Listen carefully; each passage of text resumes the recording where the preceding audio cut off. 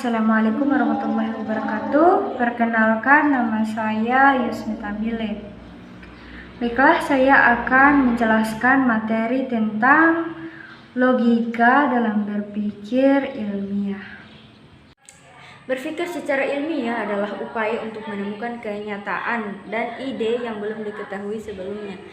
Ilmu merupakan proses kegiatan mencari pengetahuan melalui pengamatan berdasarkan teori dan atau generalisasi. Ilmu berusaha memahami alam sebagai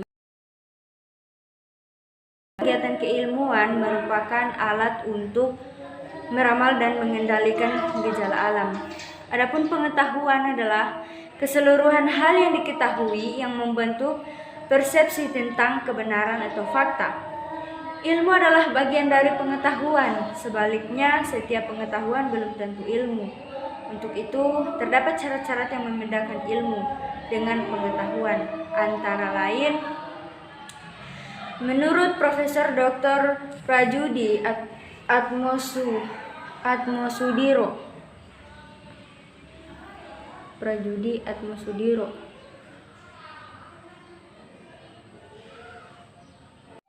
kemudian bahasa sebagai sarana berpikir ilmiah.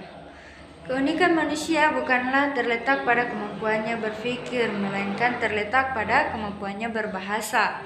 Oleh karena itu, Ernest menyebut manusia sebagai animal simbolisme, yaitu makhluk mempergunakan simbol secara generik. Istilah ini mempunyai cakupan yang lebih luas dari istilah Homo sapiens, sebab dalam kegiatan berpikir manusia mempergunakan simbol bahasa sebagai sarana komunikasi antar manusia. Tanpa bahasa tiada komunikasi, tanpa komunikasi apakah manusia dapat bersosialisasi, dan apakah manusia layak disebut sebagai makhluk sosial? Sebagai sarana komunikasi, maka segala yang berkaitan dengan komunikasi tidak terlepas dari bahasa, seperti berpikir sistematis dalam menggapai ilmu dan pengetahuan. Dengan kata lain, tanpa mempunyai kemampuan berbahasa, seseorang tidak dapat melakukan kegiatan berpikir secara sistematis dan teratur. Logika dalam berpikir ilmiah. Logika berasal dari kata Yunani kuno, yaitu logos, yang berarti hasil pertimbangan akal pikiran yang diutarakan lewat kata dan dinyatakan dalam bahasa. Sebagai ilmu logika disebut dengan logika epistemik atau ilmu logika, ilmu pengetahuan yang mempelajari kecakapan untuk berpikir secara lurus, tepat, dan teratur. Ilmu di sini mengacu pada kemampuan rasional untuk mengetahui, dan kecakapan mengacu pada kesanggupan akal budi untuk mewujudkan pengetahuan ke dalam tindakan. Kata logis yang dipergunakan tersebut bisa diartikan dengan masuk akal. Nama logika untuk pertama kali muncul pada filsuf sejak abad ke-1 sebelum Masehi, tetapi masih dalam arti seni berdebat. Alexander Aporidisias sekitar permulaan abad ke-3 sesudah Masehi adalah orang yang pertama kali menggunakan kata logika dalam arti ilmu yang menyelidiki lurus tidaknya pemikiran kita. Macam-macam logika, yaitu logika alamiah adalah kinerja akal budi manusia yang berpikir secara tepat dan lurus sebelum dipengaruhi oleh keinginan-keinginan dan kecenderungan-kecenderungan yang subjektif. Kemampuan logika alamiah manusia ada sejak lahir. Kedua, logika ilmiah memperhalus, mempertajam pikiran serta akal budi. Logika ilmiah menjadi ilmu khusus yang merumuskan asas-asas yang harus ditepati dalam setiap pemikiran. Berkat pertolongan logika ilmiah inilah akal budi dapat bekerja dengan lebih tepat, lebih teliti, lebih mudah, dan lebih aman. Logika ilmiah dimaksudkan untuk menghindarkan kesesatan atau paling tidak dikurangi cara-cara berpikir logis dalam rangka mendapatkan pengetahuan baru yang benar. Itu penalaran dedukatif atau rasionalisme. Penalaran dedukatif adalah cara berpikir yang bertolak dari pernyataan yang bersifat umum untuk menarik kesimpulan yang bersifat khusus. Dengan demikian, kegiatan berpikir yang berlawanan dengan induksi. Penarikan kesimpulan secara deduktif ini menggunakan pola berpikir yang disebut silogisme. Silogisme terdiri atas dua pernyataan dan sebuah kesimpulan. Kedua pernyataan itu disebut premis mayor dan premis minor, sedangkan kesimpulan diperoleh dengan penalaran dedukatif dari kedua premis tersebut. Misalnya, pertama, semua kendaraan bermesin menggunakan bahan bakar bensin. Kedua, motor adalah kendaraan bermesin. Jadi dapat disimpulkan, motor juga menggunakan bahan bakar bensin. Kesimpulan yang diambil dalam penalaran dedukatif ini hanya benar bila kedua premis yang digunakan benar dan cara menarik kesimpulan juga benar. Jika salah satu saja dari ketiga hal ini salah berarti kesimpulan yang diambil juga tidak benar.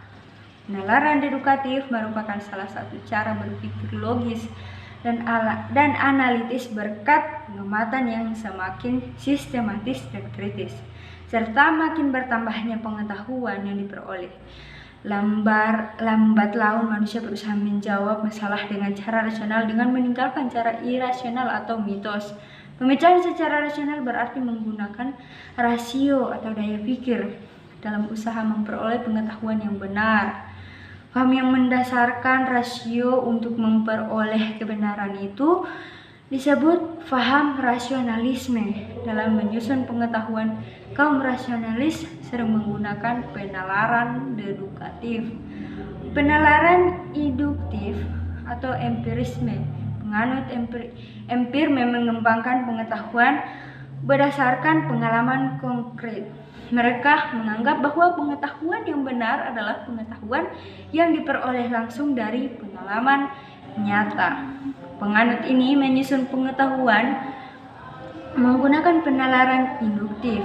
Penalaran induktif adalah cara berpikir untuk menarik kesimpulan yang bersifat umum dari pengamatan atas gejala yang bersifat khusus. Penalaran ini diawali dari kenyataan yang bersifat khusus dan terbatas, selalu diakhiri dengan pernyataan yang bersifat umum. Misalnya, dari pengamatan atas logam, besi, tembaga, aluminium, dan sebagainya. Jika dipanaskan akan mengembang atau bertambah panjang. Dari sini dapat disimpulkan secara umum bahwa semua logam jika dipanaskan akan bertambah panjang.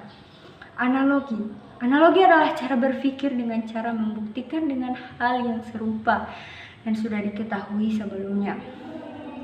Di sini, penyimpulan dilakukan secara tidak langsung, tetapi dicari suatu media atau penghubung yang mempunyai persamaan dan keserupaan dengan apa yang akan dibuktikan.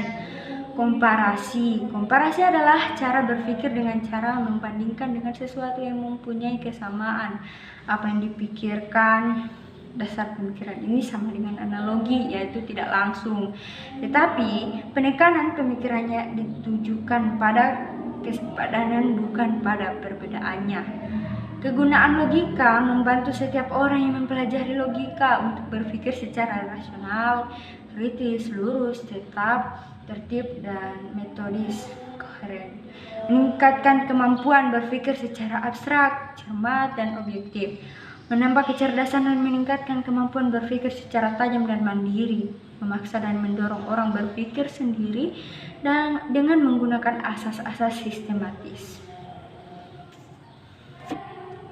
Kesimpulannya, berdasarkan dari uraian-uraian mengenai logika dalam berpikir ilmiah tadi, dapat disimpulkan bahwa dalam sebuah proses berpikir ilmiah atau menarik sebuah kesimpulan harus dilandasi oleh logika.